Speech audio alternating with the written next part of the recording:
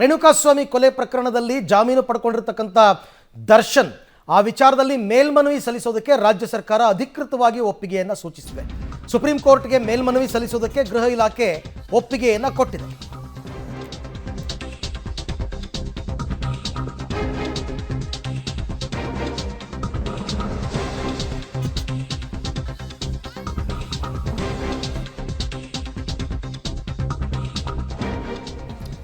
ಹೈಕೋರ್ಟ್ನಿಂದ regular ಬೇಲನ್ನು ಪಡೆದಿರತಕ್ಕಂಥ ದರ್ಶನ್ಗೆ ನಿಜಕ್ಕೂ ಕೂಡ ಶಾಕ್ ಇದು.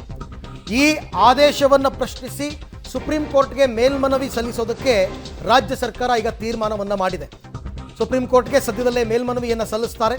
ಜೊತೆಗೆ ಅಲ್ಲಿ ವಾದ ಮಾಡೋದಕ್ಕೆ ಇಬ್ಬರು ವಕೀಲರನ್ನ ಕೂಡ ನೇಮಕ ಮಾಡಿದೆ. ಅನಿಲ್ ನಿಶಾನಿ ಮತ್ತು ಸಿದ್ಧಾರ್ಥ ಲುಥಾರಾ.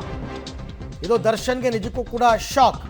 ದರ್ಶನ್ ಜಾಮೀನು ರದ್ದು ಮೇಲ್ಮನವಿಗೆ ಸರ್ಕಾರದ ರದ್ದತಿಯನ್ನ ಮಾಡಿ ಅಂತ ಮೇಲ್ಮನವಿ ಸಲ್ಲಿಸೋದಕ್ಕೆ ಈಗಾಗಲೇ ತೀರ್ಮಾನ ಮಾಡಿದ್ದಾರೆ. ಸುಪ್ರೀಂ ಕೋರ್ಟ್ನಲ್ಲಿ ವಾದಿಸೋದಕ್ಕೆ ಇಬ್ಬರು ವಕೀಲರನ್ನ ನೇಮಕ ಮಾಡಲಾಗಿದೆ. ವಕೀಲರಾದ ಅನಿಲ್ ನಿಶಾನಿ ಮತ್ತು ಸಿದ್ಧಾರ್ಥ ಲುಥಾರಾ ಅವರನ್ನ ನೇಮಕ ಮಾಡಿದೆ. 2-3 ದಿನಗಳಲ್ಲಿ ಸುಪ್ರೀಂ ಕೋರ್ಟ್ಗೆ ಈ ವಿಚಾರಕ್ಕೆ ಸಂಬಂಧಪಟ್ಟಂತೆ ಮೇಲ್ಮನವಿಯನ್ನು ಸಲ್ಲಿಸ್ತಾರೆ. ಬೆನ್ನು ನೋವು ಸರ್ಜರಿಗಾಗಿ ಮಧ್ಯಂತರ ಬೇಲ್ ಬಳಿಕ ರೆಗ್ಯುಲರ್ ಬೇಲನ್ನು ಕೂಡ ದರ್ಶನ್ ಪಡೆದಿದ್ದಾರೆ. ಆದರೆ ಆಪರೇಷನ್ ಮಾಡಿಸಿಕೊಳ್ಳದೆ ದರ್ಶನ್ ವಿಶ್ರಾಂತಿಯಲ್ಲಿದ್ದಾರೆ. ಹಾಗಾಗಿ ಅವರ ಜಾಮೀನನ್ನು ರದ್ದು ಮಾಡಬೇಕು, ಮತ್ತೆ ಅವರನ್ನು ಜೈಲಿಗೆ ಕಳಿಸಬೇಕು ಅಂತಕ್ಕಂಥದ್ದು ಇವರ ಲೆಕ್ಕಾಚಾರ. ಆರಂಭದಲ್ಲಿ 6 ವಾರಗಳ ಮಧ್ಯಂತರ ಜಾಮೀನನ್ನು ದರ್ಶನ್ ಅವರು ಪಡ್ಕೊಂಡಿದ್ರು.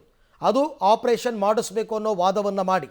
ಆದರೆ 6 ವಾರಗಳಲ್ಲಿ ಅವರು ಆಪರೇಷನ್ ಮಾಡಿಸ್ಲೇ ಇಲ್ಲ. ಅದಾದಮೇಲೆ ಹೈಕೋರ್ಟ್ ಅವರಿಗೆ ಮಧ್ಯಂತರ ರೆಗ್ಯುಲರ್ ಬೇಲ್ ಕೂಡ ಕೊಡ್ತು. ರೆಗ್ಯುಲರ್ ಬೇಲ್ ಕೊಟ್ಟ ಮೇಲೆ ಅವರು ಮೈಸೂರಿಗೆ ಹೋದರು, ಟ್ರೀಟ್ಮೆಂಟ್ ತೊಗೊಂಡ್ರು, ವಾಪಸ್ ಬಂದರು. ಬಟ್ ಇಲ್ಲಿ ತನಕ ಅವರು ಸರ್ಜರಿ ಮಾಡಿಸ್ಕೊಂಡಿಲ್ಲ.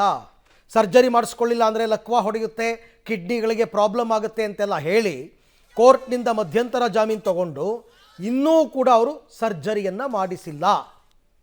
ಮಧ್ಯಂತರ ಜಾಮೀನಿನ ಷರತ್ತಿನ ಉಲ್ಲಂಘನೆಯಾಗಿದೆ.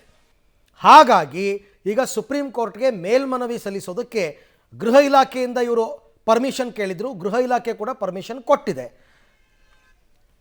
ಈ ವಿಚಾರಕ್ಕೆ ಸಂಬಂಧಪಟ್ಟಂತೆ ಮತ್ತಷ್ಟು ಮಾಹಿತಿ ನನ್ನ ಕೊಲೀಗ್ ಮುರಳೀಧರ್ ಅವರಿಂದ ಪಡ್ಕೊಳ್ಳೋಣ. ಮುರಳಿ, ಈಗ ಆಪರೇಷನ್ ಮಾಡಿಸ್ಬೇಕು ಅನ್ನೋ ಕಾರಣಕ್ಕೋಸ್ಕರ ದರ್ಶನ್ ಮಧ್ಯಂತರ ಜಾಮೀನು ಪಡ್ಕೊಂಡಿದ್ರು, ಆಮೇಲೆ ರೆಗ್ಯುಲರ್ ಬೇಲ್ ಸಿಕ್ತು.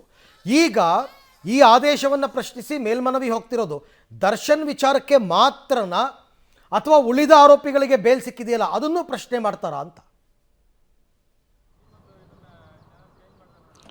ಅರವಿಂದ್, ಖಂಡಿತ. ಈಗ ಆದೇಶದ ಪ್ರತಿಯಲ್ಲಿ ಉಲ್ಲೇಖ ಆಗಿರುವಂಥದ್ದು ಕೇವಲ ದರ್ಶನ್ ಮಾತ್ರಲ್ಲ, ಪವಿತ್ರ ಗೌಡ ಸೇರಿದಂತೆ 7 ಜನ ಆರೋಪಿಗಳು ಹೈಕೋರ್ಟ್ನಲ್ಲಿ ಏನು ಜಾಮೀನನ್ನು ಪಡ್ಕೊಂಡಿದ್ರು ಅವರೆಲ್ಲರಿಗೂ ಕೂಡ ಜಾಮೀನನ್ನು ರದ್ದು ಮಾಡಬೇಕು ಅಂತೇಳಿ ಸುಪ್ರೀಂ ಕೋರ್ಟ್ಗೆ ಮೇಲ್ಮನವಿಯನ್ನು ಹೋಗ್ಲಿಕ್ಕೆ ಈಗ ರಾಜ್ಯ ಸರ್ಕಾರ ಒಂದು ಆದೇಶವನ್ನು ಮಾಡಿರುವಂಥದ್ದು.